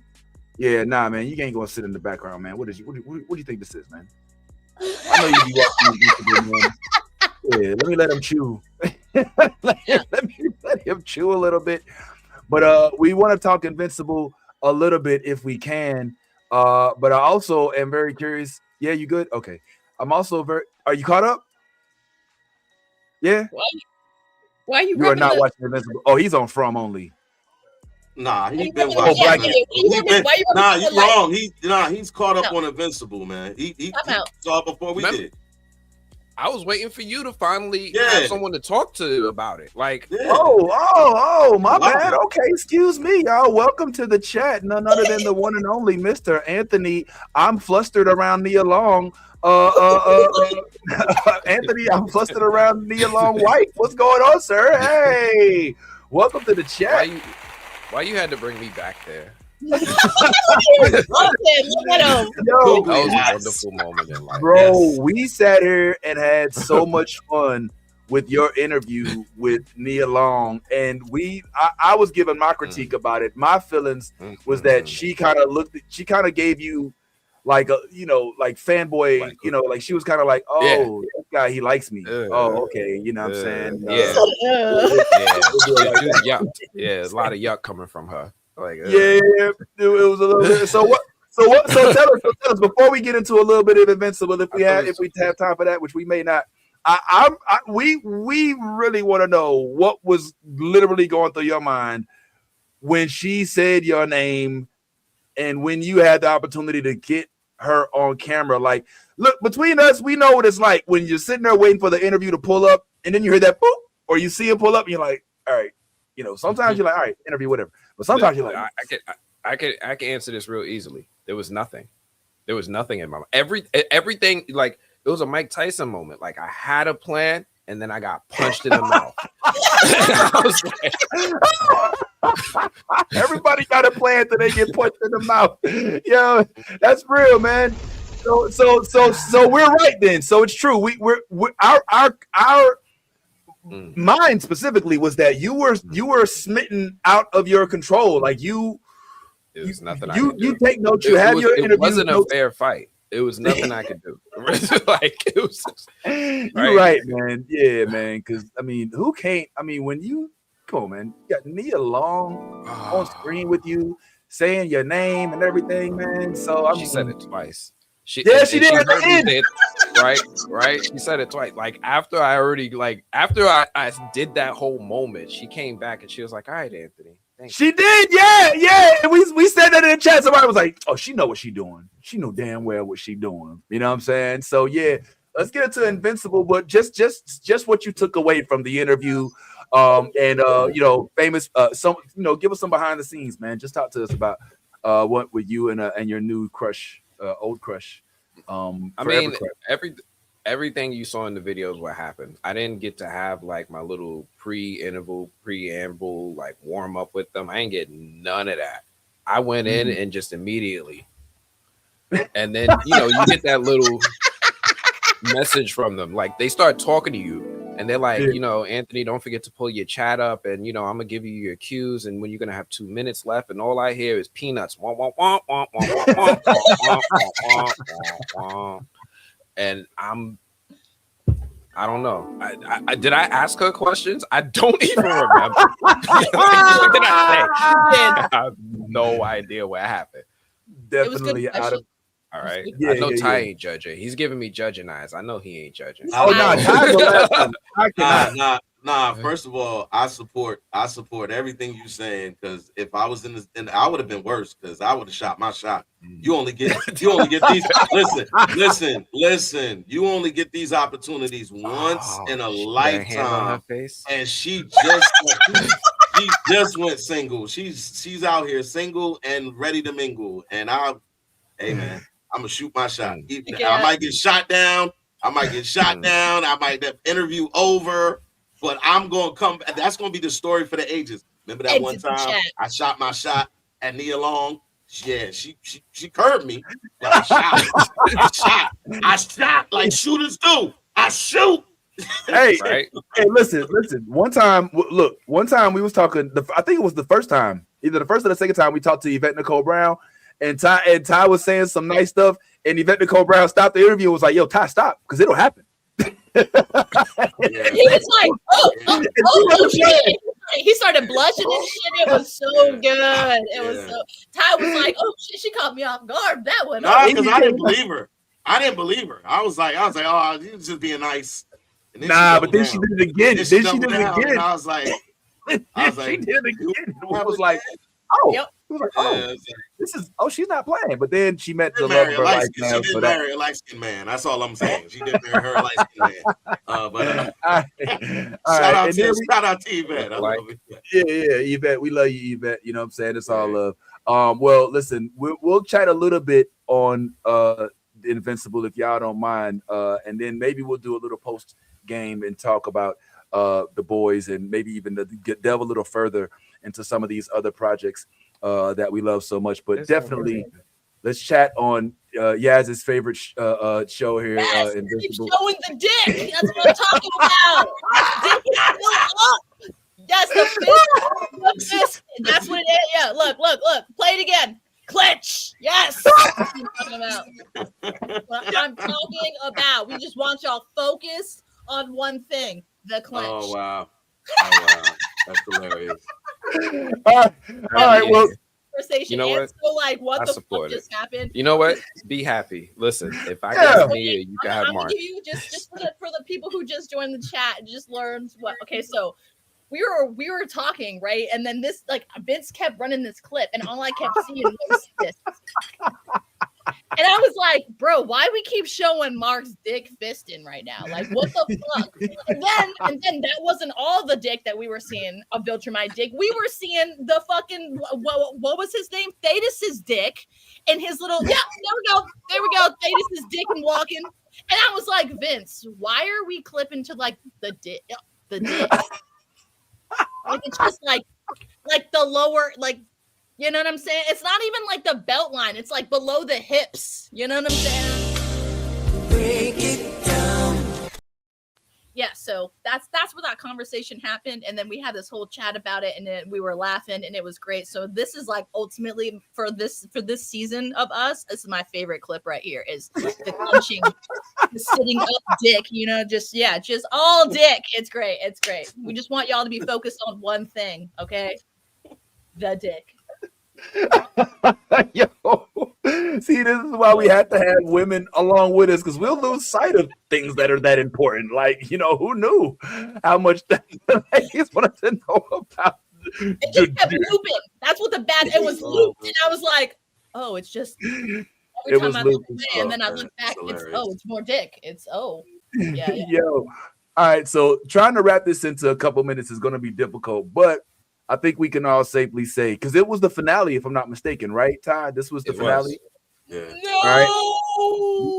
And I think there's only one season. Is there one more season? I think after this, or did they announce that? I don't know. I mean, I know that. They need to keep going. Yeah, that's what I would do. They definitely should. At this point, they've kind of. I think that they've kind of got it in a position to where it can have multiple spinoffs. Yes. Like the Adam Eve project was a one-off. Oh yes. Yeah.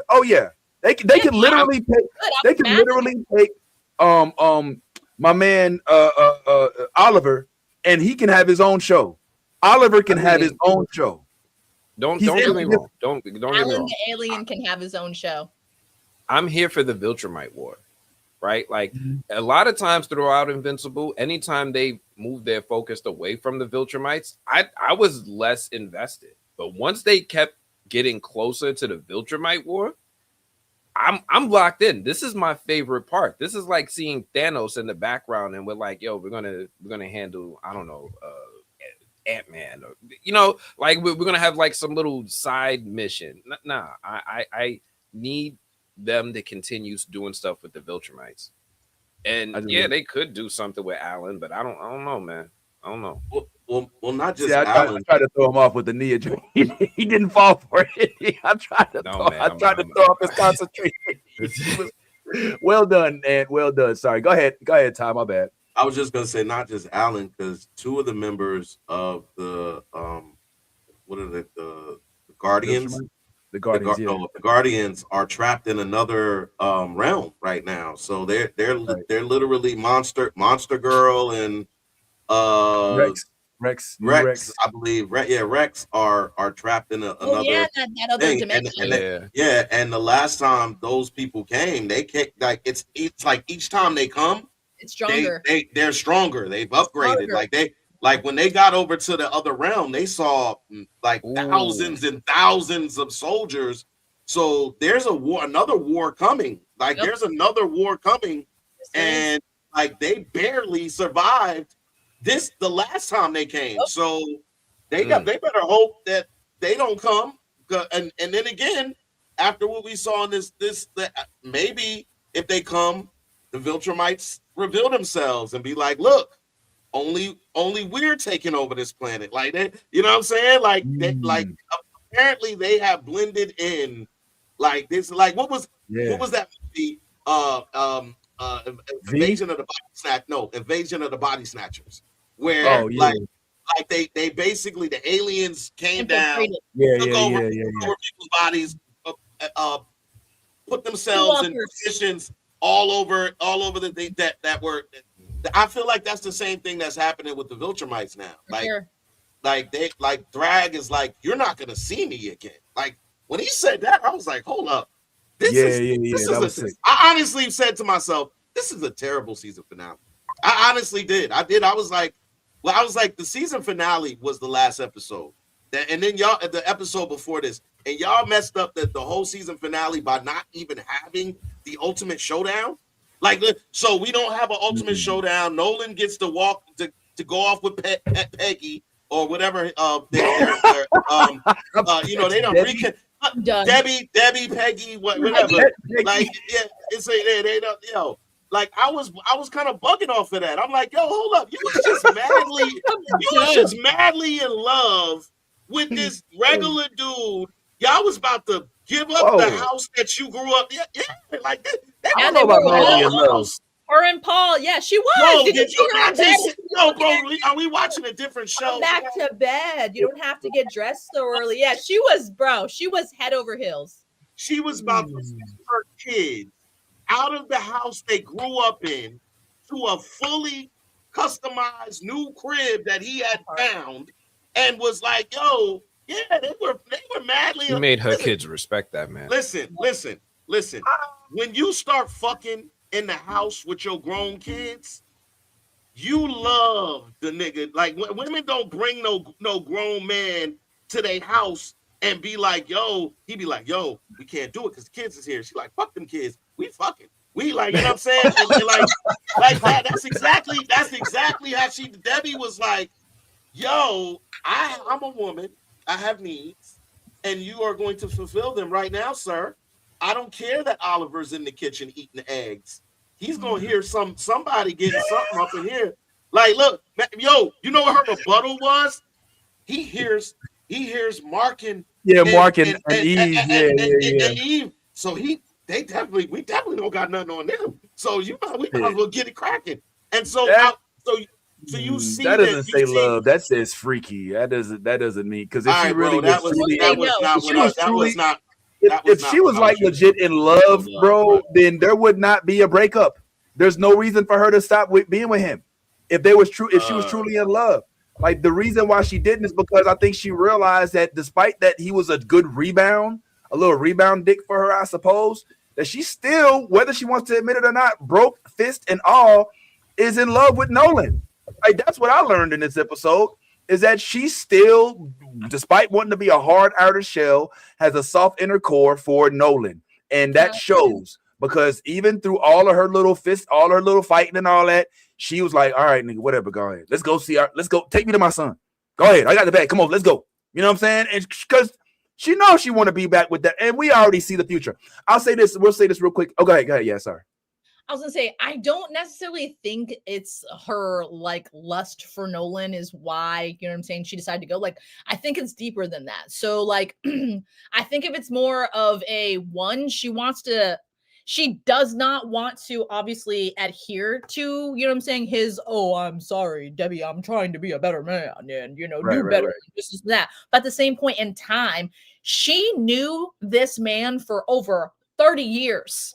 She loved this man. She knew this man. She gave kids to him. She dealt with his fucking being super bodied and all kinds of shit. You see what I'm saying? So there's history there that you can't even fathom between the two of them. So she's not one. She can't just throw that away no matter how hard she tries. And those feelings that she has for him, it's not so much that it's like lust. It's so much as like she's so mad that she wants to maybe give him that ounce of redemption, so that she can understand why he did that shit to her, why he decided to basically call her a pet, almost kill her son, and then kill most of the people on the planet, and then leave her for fucking like to clean up his fucking mess. But oh yeah, I have a new baby. Can you raise them? You see, there's so much layers to Debbie and fucking Omni-Man's story. So I honestly think it's more about the kids now. It's not even about him. Fuck him. He is the way to the kids, because he took the kids away for 10 months.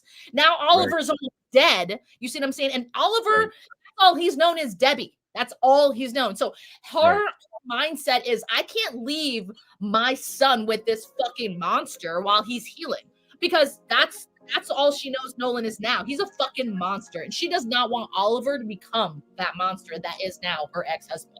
And I think the Paul situation, she's used to being with someone who's super body, who has different powers, Paul is a normal guy. You know what I'm saying? So like he explained to her, he can't give her any of the things that she's fucking used to other than a normal life. She's not used to a normal life.